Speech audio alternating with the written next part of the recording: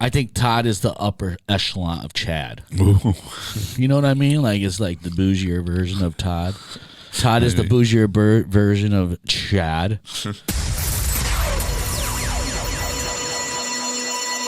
Okay, I'm reloaded. Jeff London, DJ Jason Smith. Here come the bang. When the sun goes down, the music turns up.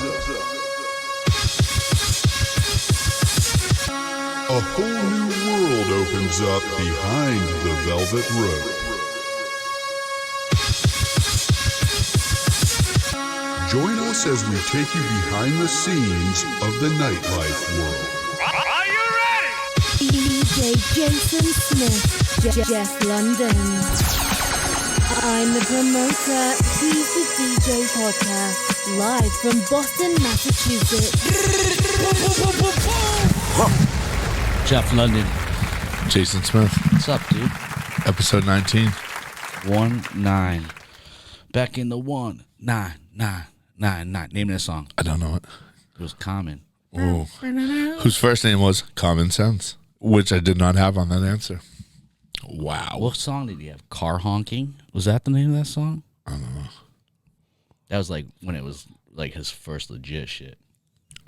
Common Sense. How was your weekend? It was pre-Erykah Badu. Ooh. Pre-Badu? Pre-Badu. That changed, like, every time she dated somebody, it's like they came out like scarred for life. Yeah. Like, changed Andre 3000 and shit. How was your weekend? Do you remember? I don't. Where the fuck was I? You opened for Esco. I was there. That was pretty dope. Oh, Sunday's party. Esco was fun. Yeah. July 4th. Your outfit was unbelievable. Those overalls. Yeah, you guys should check out my outfit. I had overalls on that were American flag that I bought at Walmart with my guy, Travie McCoy, in like upstate New York. Where were you on Saturday? I got Shrine? I don't remember, dude. I don't remember my weekends. Hurley, our producer. Oh, yeah, I was at Memoir on Saturday. Oh, yeah, headlining. Nice job. I was at Memoir Saturday and Sunday. It must have been so memorable. Our producer, Hurley, had a weekend. Hurley, what happened with your eye?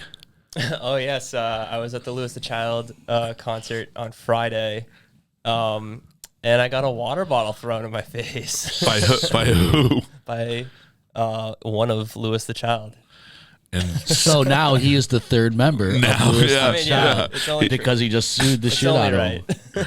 Yeah, well, I hope your eye gets better. That was a gnarly fucking gash. Yeah. That's sweet. So there's rumors that Marky P missed the bottle and went to hit your eye. Is there any truth to that? What was that?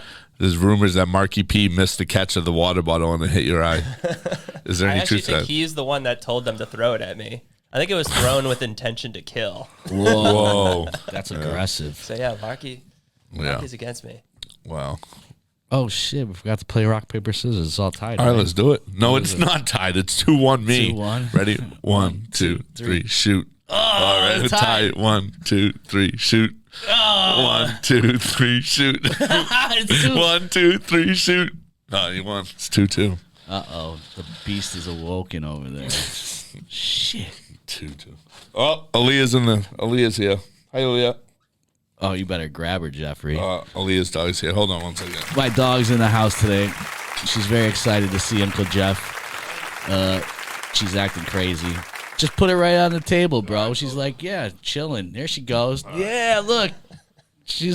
Yeah. I can't wait to see peas on the table. That'll be awesome. I mean, she doesn't pee on the table anymore. They stopped me at the front door, said, you're not allowed to bring dogs and animals in the building. I go, Did they say that? yeah, and I go, too bad she's a certified emotional support animal, so she could go wherever she wants. And what did he say? He goes, oh, you're right. That's awesome. And he goes, thank you. And I said, no problem. Let's get into these questions. Rick Ross agrees with that. Let's get into these questions of the week. As always, we appreciate your questions. We get some good ones this week, too.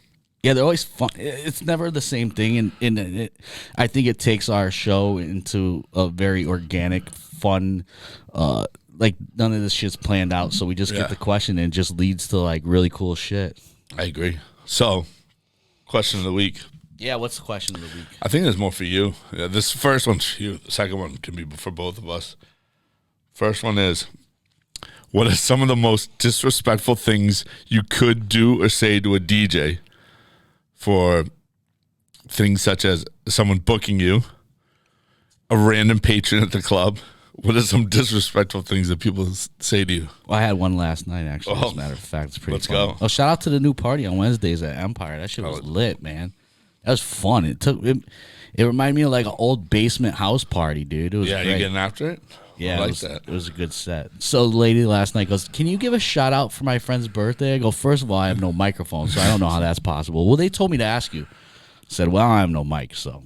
That's not happening. "Well, can you play a birthday song?" I go, yeah, no problem. That's a normal thing. 10 minutes later, she goes, "Okay, about that birthday song, can you play it in like 20, what time is it?" She goes, "What time is it?"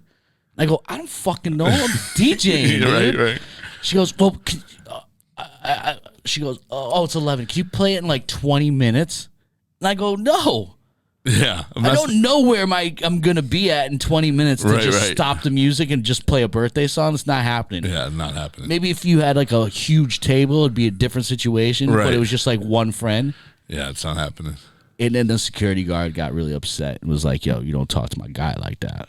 Ooh, she might not have the best birthday. Well, her friend did not. Do you know what's going to happen next? What happened? We're going to read her Yelp review. Yes, that's a good one. What about in terms of somebody booking? What's things that just like, what are you in? Well, I never had somebody actually say anything disrespectful about bookings because I don't. They haven't compared you? Man, I had told you already, man. I had a middle guy for that. I had a buffer. Yeah. He heard all the disrespectful shit. I'll tell you what true. happened one time is I was playing at this place in Jersey, and they didn't have the equipment set up right.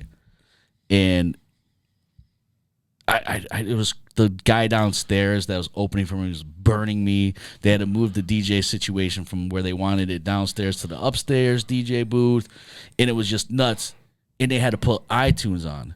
So a couple months later, I'm like, "Yo, why can't I get another date?" And he goes, "Because everybody said you were like the worst DJ ever." I go, "Well, I was the worst DJ ever because it was fucking iTunes playing the songs." right. You know it what wasn't I mean? me. Yeah. It wasn't me. So it was just like so crazy. So that wasn't really nothing really disrespectful when it comes down to that. Whoa, Leah's jumping all around. Man, Crazy. I'm telling you, she's acting crazy, bro. What are some other patron ones that you just hate? When people come up to you and say, "Play." Oh, I got a good one. Give it to me. Another one is like they'll try to ask for a tip. Like they'll tip you. I never take that money. Right. I'm not somebody's jukebox, bro. Yeah. Once you take that money, they feel like they own own you. They own nah, you. son. That shit is sitting right on the table. And I say, "Thank you very much." Oh, last night she goes, "I'll pay you." And I go, "I don't want your money." Yeah.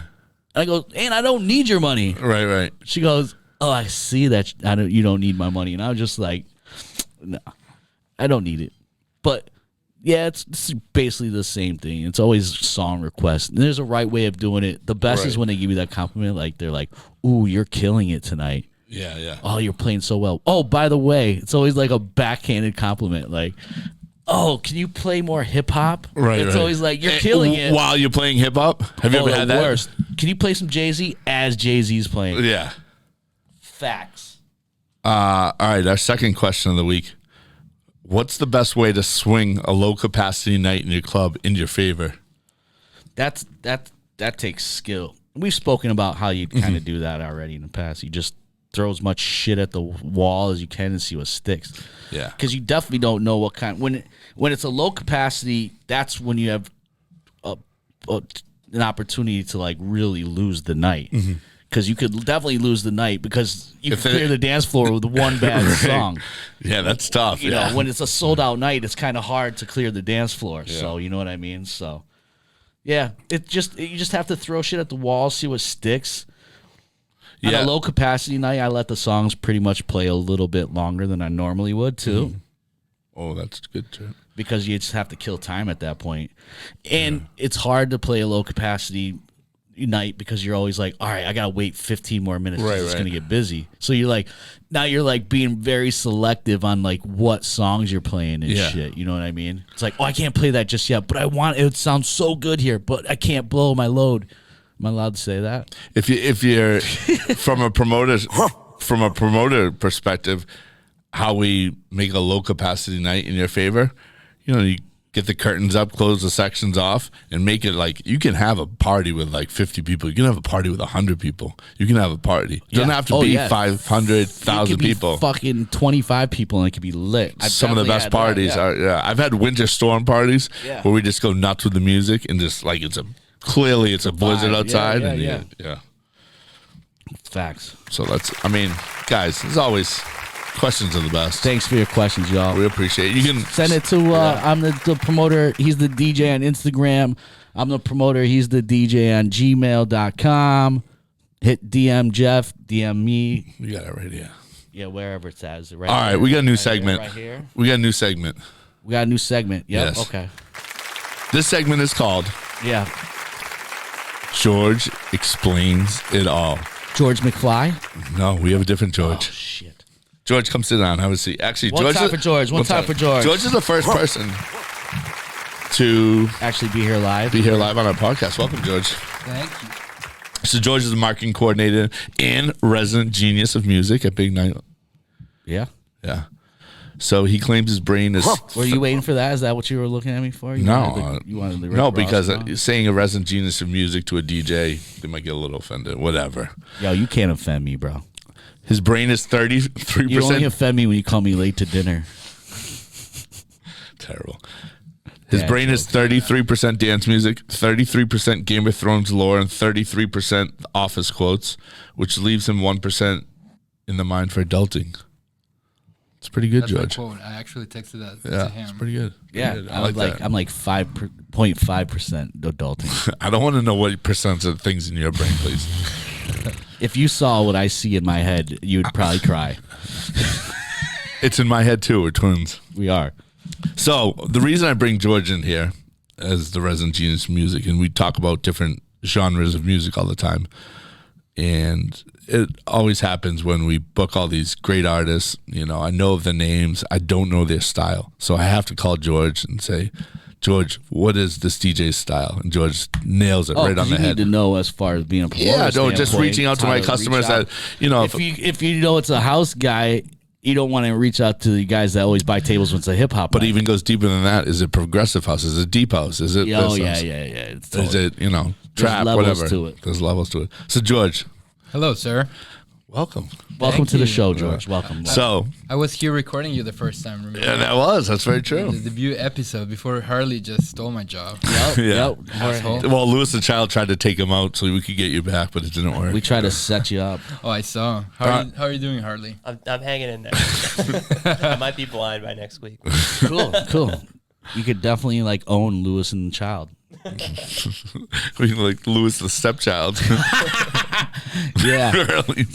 All right. So George, that was a better than a dad joke, though. Thanks. So George, we're gonna start off with the first one. Perfect. And every week or every couple weeks we're gonna bring you in and you're gonna explain it all. I want to hear when they name the genre, a couple artists, basically the style of music, and maybe a little take on it. So we're gonna start off with a big one today. That's progressive house. Cool. So, first of all, a tiny disclaimer, I don't produce music, so I don't know all the technicality of things. I've just been to like thousands of shows, mostly electronic. I don't know anything about normie music, so rock, hip hop, pop. Don't even ask me. I don't even know. I'm not a pop guy either, George. Yeah, so don't feel weird at all. I don't like pop. Except for Madonna. Yeah, she's a queen. Rick Ross likes Madonna. That's a new shirt next week. Rick Ross likes Madonna. Yeah, that's a good one. So, and people people watching on YouTube are gonna think I'm a poser because I'm wearing a rock shirt. But I just like the tie dye, and it's like cool. Well, So that's whatever. pretty good. All right, name one AC/DC song, son. All right. Shame.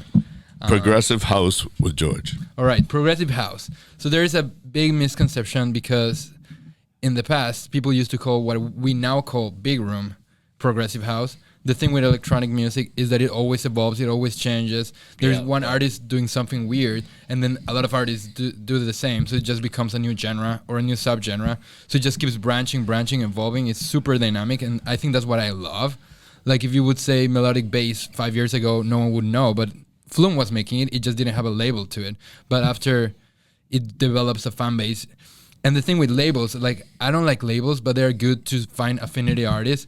Like for me, my job is to do like ads, target ads, and you know that everyone doesn't like all the artists they like on Facebook, but if someone likes Swedish House Mafia on Facebook, they probably like Alesso. So I target my Alesso ads to Swedish House Mafia fans because all of us don't like all the artists we like.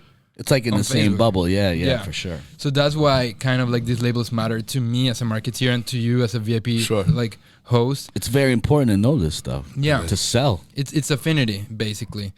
So progressive house is a type of house that started in the 90s. It's faster than house, it's normally from 125 to 128 BPM. It has elements of trance because like as all electronic became house and trance in the 2000s, and there was like all these other underground things that now all of them have their name too. Trance had a big influence in every electronic aspect. So progressive house is a little bit faster.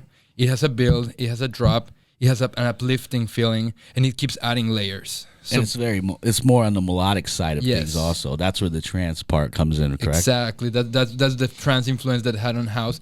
So basically, at some point, people used to call progressive house Trouse. Trouse? Yeah. Like a TRUOU? Like trance and house together. Yeah, kind of. Oh, shit, that's dope. Like at some point, people call it like that. And then progressive house had its boom in like around 2007, 8, 9, 10. And then all these huge mainstream artists. And by the way, when I say mainstream, I'm not like satanizing anything. I love mainstream dance music. Started playing it, and everyone was, Hardwell is progressive house. But if you analyze like the set of Hardwell, he's playing hardstyle, he's playing a little bit of bass, he's playing a bunch of electro house. But there was no term for big room then, and it was like, he's progressive house. So actual progressive house as of 2021, because as I said, these labels change all the time, would be like Prida, like Eric Pritz's like side project. Yeah, I like that shit. That's my shit. Who else? Sharam. Oh yeah. We were just talking about that the other day. What was his name? That DJ on Thursday? He played Sharam. Yeah. Yeah, you were he telling played Party me All the Party Time. All the Time by Eddie Murphy. My girl wants to party. Come all on, the time. Jay. Yeah. Yo, never. You gotta skip that. We might get copyrighted. That sounds so much like Eddie Murphy. He actually wrote that song with Rick James. Demonetization. Here we go. Anyway, like old school Alesso was the Extremely progressive house. Yeah, for sure. Like, and he's now kind of going back to that. Like he just released this new, new double single, which it's called Progresso Volume 4, Volume 3, and the two tracks are like great. They're like commercially viable because whatever he touches is commercially viable. But they're still pretty down to the core of what progressive house is. Is it Together? Is that one of the records? Together and Again. They're so good. And you can feel that. Like what progressive house does to you is like it makes you dance, but it also makes you feel. And like most house makes you dance, but you don't feel anything. Like EDM is just like mostly. I can't play EDM because it's so much it's just noise to me, and I hate to say it. I need melodies. I need sexiness involved. Well, I just can't have ramble. Sounds like Jeff progressive on the house is toilet. pretty sexy. Yeah. So give me your top couple artists of progressive house. Yeah, I would say Alesso. Like I still replay his Tomorrowland 2012 set. It's so that was incredible. like the golden era of like progressive house 2012, man. Like that was a good time. Wow. Like sometimes when Karl Cox decides to play progressive house, I haven't heard him 2 hours play like a progressive house set. I'd love to hear that. Whenever he has this residency in like Resistance, and he has to play 2 hours, so he takes you on a journey of all the types of house, even getting into techno. Like the from the first half hour to the last 1 hour and a half, so whatever that hour, he's gonna be like getting it faster, getting it harder. So that's where the progressive house goes afloat. I like Karl Cox a lot. Who else? We need Karl Cox down here. Yeah, Karl Cox doesn't play a lot of rooms in the States. Like I saw him the first night they opened that club in Brooklyn. He did the opening night, and it was Brooklyn Mirage. Sick. No, not Brooklyn Mirage. It was called something else. It was by the Brooklyn Bowl. No, it was owned by the same people that owned Cielo. They moved. They opened the spot. Oh fuck! What was it called? Function. Oh, I can't remember. Somebody's gonna say something on the podcast because they always do. Whoa, his name was this. I don't know the name, people. I'm sorry. I got a lot going on in my life. In your head. But it was dope to see him live, and he doesn't like do it very often. Yeah, It was a fun he night. doesn't. I mean, he just announced like a mini tour. He's playing a bunch of rooms, and I've never seen something like that from him. He normally just did his residencies everywhere, and that Except was for it. the States too, right? He very rarely plays in the States. Yeah. I So, think he was at that thing they did a couple of years ago when we all went to Vegas. They did it at Wynn. probably They did like a dark tech house kind of like not EDM but like underground house music weekend. The whole weekend at Wynn. It was pretty cool. it was probably a takeover. They do those. He did like I saw him at Governor's Island in New York like 2-3 years ago. It Unbelievable. was so sick. Like you get the views of New York, the sunset. Yeah. It was. What was that? July 2017 or 18. Oh, it's always Labor Day weekend. Yes, I think, yes, right? it was. Yeah. No, it was July. It was 4th of July weekend. I think. Yeah. So it wasn't the Governor's Ball? no. No, and it wasn't Izu either. It was just, it wasn't Electric Zoo. It was something no, different. it was a standalone. Karl Cox said he played for like 6 hours. It was so Shit, epic. That's crazy because I used to live right next to Randall's Island. Well, George, I want to thank you for the George Explains It All. Now we know Progressive House. I like that. I actually I like learned a that. thing or two too. Yeah. So we'll come up. Actually, if anybody wants to hear about a subgenre of house, EDM, or anything, I wish they would do that us- with hip hop because let it's us like know as fun. well. And George will be back maybe next week or the following week. Yeah, man. So thank you, guys. George. Thank you. Yeah, for what's having up, me. my man Awesome. George? Yeah. Hey. Thank you. George has a everyone. 2:00 meeting now, so he's probably going to book Karl Cox right now. Hopefully, Let's do it. Let's do it. I've been saying that to her, telling about I want Cox in here. Pause. Well, George, thank you. Thanks, George. Don't let my puppy out, bro. I'm stealing her. Oh, it's that time. Oh, shit. I'ma get it, yo. I'ma get it, yo. I'ma get it, yo. In a minute and review this piece of shit place. It's Yelp review time. We've been getting a lot of feedback. People are enjoying this. And finding these Yelps are very enjoyable as well. I know, man. It's There's some that we cannot put on here that are just hilarious. That I will share sometime with you. All right, we got a Yelp review. sick. Let's go. Who's this? Remy M? Remy M. I don't think it's Remy Ma, but it could be Remy Ma. Maybe because they spelled it different. that it it's could be probably- like low maybe, key Remy maybe Ma. she's trying to trick us. Oh, by the way, did you see that K-Slave 44-minute like rap video yet? No, not yet. Oh, it's got like 1,000 MCs, 100 MCs on it. I love K-Slay. He's so stuck in the It's dope. 2000s. It's got like the lock starts it off. I didn't mean to. Sorry, well, guys. I just who's reminded- married to Remy Ma? It's his like artist. Oh my God! Why am I having a brain fart? Starts with Papoose. Papoose. Yeah, he's like the one. He's like started. Yeah. The And whole, he could finish it. He could do like a 45-minute He thing. did. I think he actually started this thing. We'll watch it and we'll do a review on it. So go ahead. This is from Remy M. Blah. The only reason why we went here is because our promoter told us to. So first of all, she has a promoter. That tells her where to go. Yeah.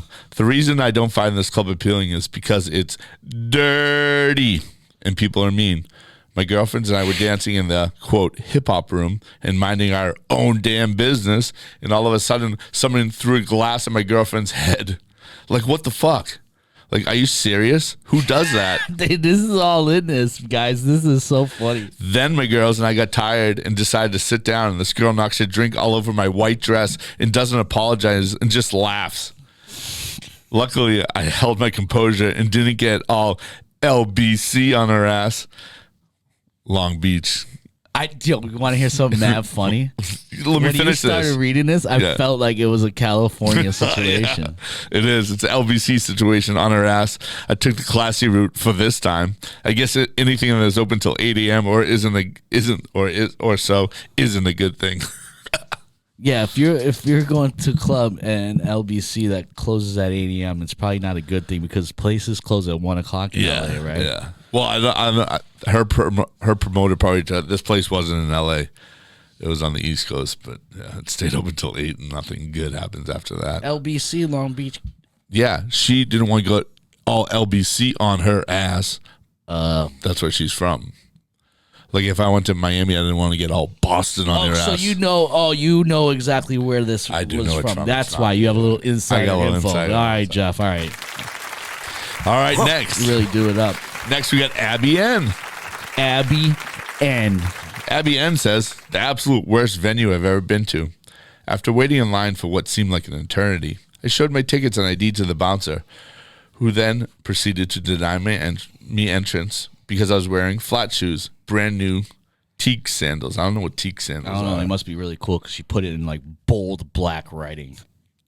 Everyone there looked like they were tweaked out on something and either just released from prison or the circus. I was a little upset because I paid for the 2 tickets to see Vintage Culture with my, quote, friend who rushed me back to the hotel because I wasn't feeling well, and then back to the club and got in by herself. The highlight of the night is when the bouncer who wouldn't let me in with my sandals told me I could walk down to the local CVS and buy water shoes. They really do have some of the best DJs in the world, but if you're looking for a classy upscale environment, this is not going to be for you.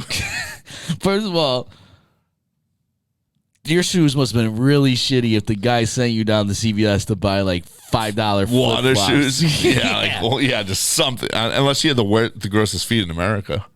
Oof, that could be it too. Maybe the guy was like, plot twist. Plot twist.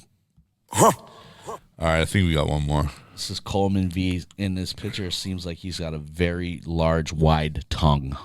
He does. We have to. Yeah, you guys won't can't see that. Yeah. But it says on top of it. It's pretty amazing. Well, that's the club, so you just gave it away. Nice job on that one. Wait, I don't know. Well, exactly. I don't look at Yelp reviews. All right. Coleman V says, I don't like this bar's attitude. Like it's a person. Everything's labeled, in quotes, here's the bathroom, idiot, or makes fun of how you can't do math to leave a tip. It makes me feel stupid and broke. There's a shirt on the wall that says, fuck Yelp.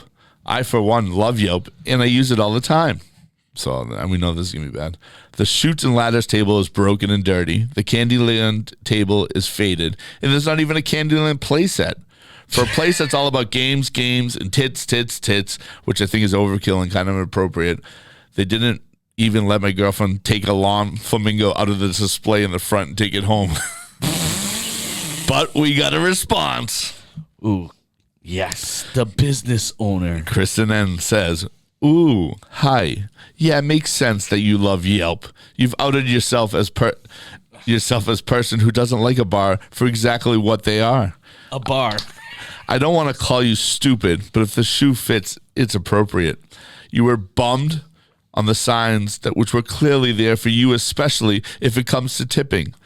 By the way, you were mad we didn't let you steal our decor, which makes people hyped to come there. That's insane. Why would we be mad at you taking things we paid for, right? I'd say it's a better scenario for you and your trash group to never come back. Oh, wait, we already kicked your douche crew out.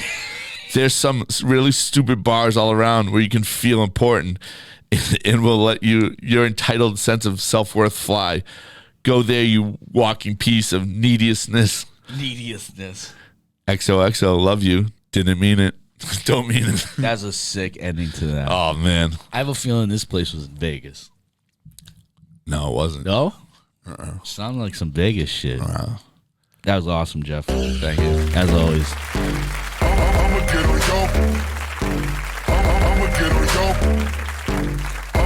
get on Yelp in a minute and review this piece of shit place. I love those Yelp reviews. Like Chad. What did you call them, Todd's last week? I swear it was on a show. That's pretty good. That would make sense. All right. I think Todd is the upper echelon of Chad. Ooh. You know what I mean? Like it's like the bougier version of Todd. Todd is the bougier version of Chad. Like Chad's like a low-hanging fruit, and like Todd's up higher on a tree. Was Brad his son? Yeah, Brad could be his son. Brad is in the middle. All right. Brad is your average white bread. Wonder Bread. Wonder bread guy. He's not low hanging. He's not high hanging. He's just like hanging, chilling. He's hanging. All right. This week, in the Jason's entertainment section, tip of the week, we're gonna go over an album today that Jason just put me on to. Album that came out last month. Well, yeah, no, it came out 2 weeks ago.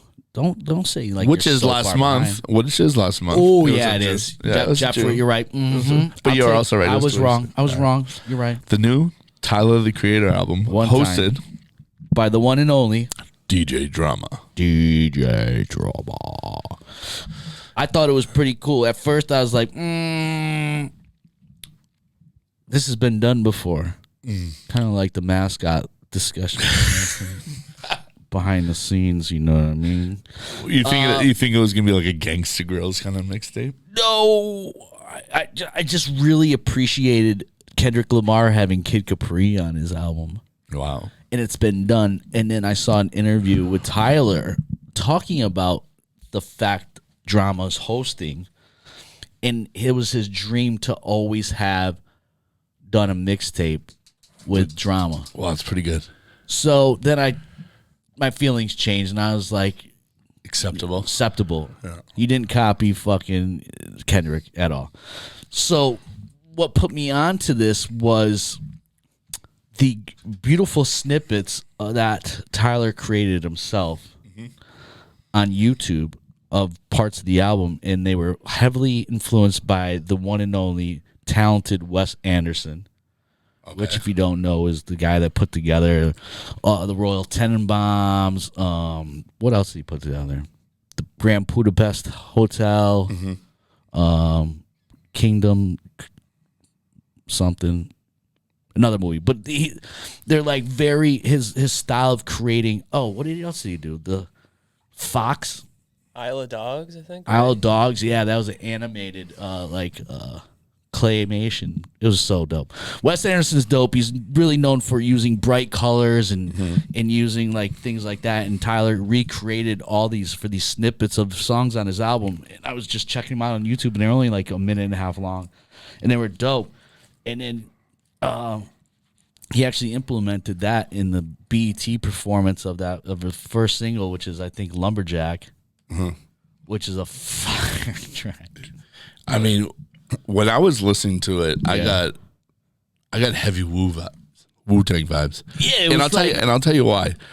Right off the bat, the cover reminded me of Old Dirty Bastard's cover. It's totally a bite off Old Dirty Bastard cover. But Tyler could get away with that because 100%. Tyler's paying homage to that, and he is respectable of where this art form has came from. He's inspired by it, and if you want to copy ODB, that's like dope. He also mentions Wu-Tang in a couple songs. I know. What's this? Is it Lemonade? What's the song? Yeah, Lemonade. I think he mentions 42 Wu-Tang. Doug. Yeah. Where's Doug from? I think he's from Detroit. I could be wrong. Yeah, Chicago. Don't quote me on that Chicago. shit, people. Come on, don't get at me. Get at me. But my third Wu-Tang vibe I got was My friend Adam Big Dog tried to get at me, and then he didn't and told me that the name of the place. He goes, "Oh, you just said it." I go, "Yeah. Why don't you watch the whole episode before you start calling me out, son?" wow. My third Wu-Tang vibe I got, he sounds a lot like Method Man sometimes. You think he sounds like Method? Oh, I do. His vibrato. I mean, what is it? Vibrato. Vibrato? I don't know. Could Vibrato? be. That would be. What is it? His cadence. There's Like the cadence. way- Ooh. No, like the no, way, not like the cadence. like how, the sound of his voice. yeah. Vibrato. Timbre. Timbre. Yeah, we'll go with that one. His timbre, just like Action Bronson's timbre, sounds like Ghostface Killer. It does. And his cadence is different. Action Bronson's than Ghostface. Vibrato is a musical effect consisting of a regular pulsating change of pitch. I like that. Shout out to Jeff with the knowledge. See, having these computers set up ready to go. It's not knowledge. It's how to use a computer. It's how to set up Google. Yeah. So give me one more thing. What's your two favorite songs on the album? I like Lumberjack. Just the simple fact that he's shout out to his mom and dad for having a weak pull-out game. Pretty good. I mean, who has that in the chorus of the song? I mean, he has a little bit And different. that song was like totally dedicated to his mom because when he won the Grammy last year, it was like a really pivotal moment for him. That's awesome. So, it was big. That song, and I think the other song that I really liked was, oh man, which one was it? I like that Lemonhead song too. Yeah. What about the one? The fact I like the Lil Wayne one too. Hot Wind Blows. All right, now the question about that, right? Yeah. Lil Wayne must have, what do you think, at least 100,000 verses out there. There's no way he remembers everything, right? How many times do you think he repeats himself in different people's They asked verses? Jay about that. Oh, did you see that? I did Jay was not. saying it Where? When? in that HBO show that I told you to watch, The Barbershop. Or the shop. Oh, yeah. I haven't They watched asked the full. Jay. He goes, I didn't know the verses. I used to go look at Dame and be like, Dame, can you finish the song? Wow. He would, because he just wouldn't remember all the time. Yeah, I mean, that's crazy. Wayne doesn't remember all his verses. I don't even think he writes them down either. Because Jay, I know Jay never wrote his down. Biggie never wrote his down. So I don't know about Wayne. I don't know if Wayne writes it. But I would like to know he's that. so many features that, I mean, I don't know. So many features, so many mixtapes alone. This guy used to sit in the studio, get there at 10 o'clock and leave like 10 o'clock in the morning. I remember my guy, a friend of mine, I won't say his name, used to be hired as his weed guy. He was the guy that walked around with the backpack and would roll the joints, roll the blunts all day for him. He would sit in the studio and just record.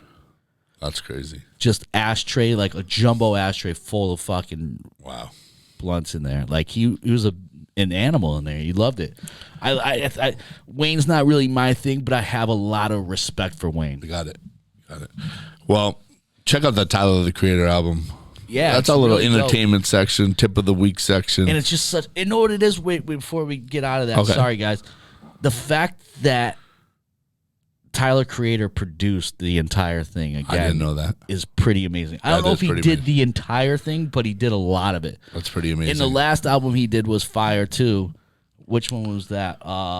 Igor. And he definitely, I know 100% he produced all of that album. That's pretty dope. And that had that song on there, Earthquake. It's a very talented man. Earthquake. Very talented man. So dope. I have a lot of respect for him, man. And it's very, very boom bashes, and that's what I like. Those big drums and shit. So, yeah, shout out to Jeff for bringing that up. I appreciate that. You know what time it is. Gather around, kids. so strong. It's story time with Uncle Jeff. The names have been left out to protect the guilty. Now, here's a little story I got to tell you. Aaliyah's here for story time. Well, this kind of goes off of last night. The Tampa Bay Lightning won the Stanley Cup. Tampa Bay also won the Super Bowl this year. It's pretty amazing. Tampa Oh my Bay. God, I never thought about that. But they are not Title Town. They are not like us. Hi, Aaliyah.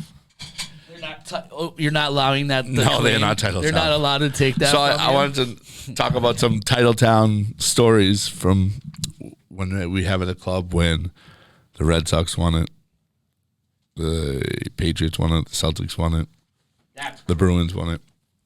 I'll give you a couple quick stories. Red Sox win it. I think the last one, Red Sox win it.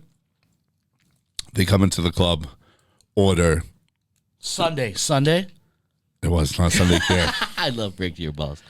They ordered the biggest, or they might have got it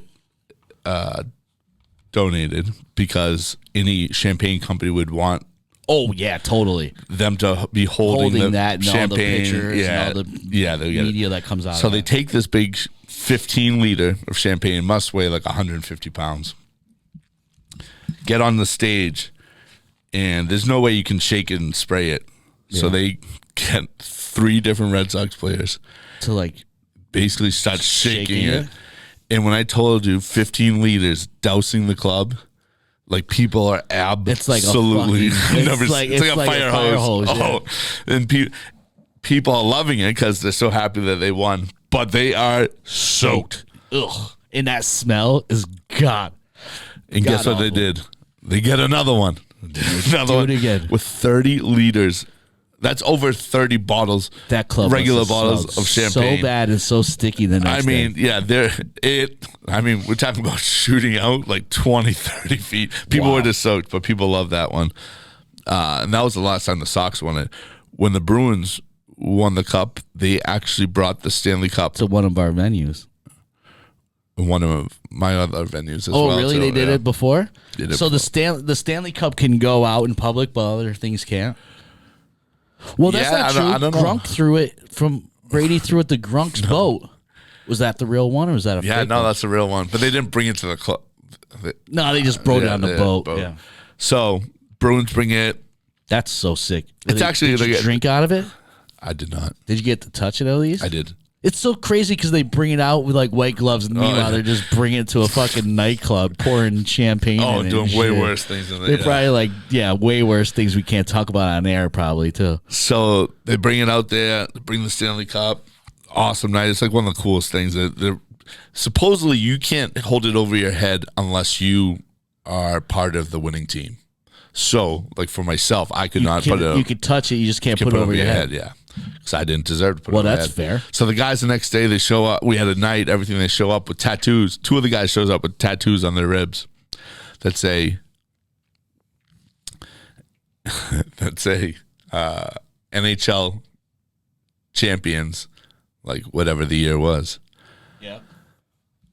And they show us, and then they both of them had it on their ribs. They say, "Do you see anything wrong with it?" I'm like, "No, it's like cool tattoo. I mean, you won the championship." Real cool tattoo guy. They spelled it wrong. What, Stanley or Cup? Yeah. No, they spelled championship wrong.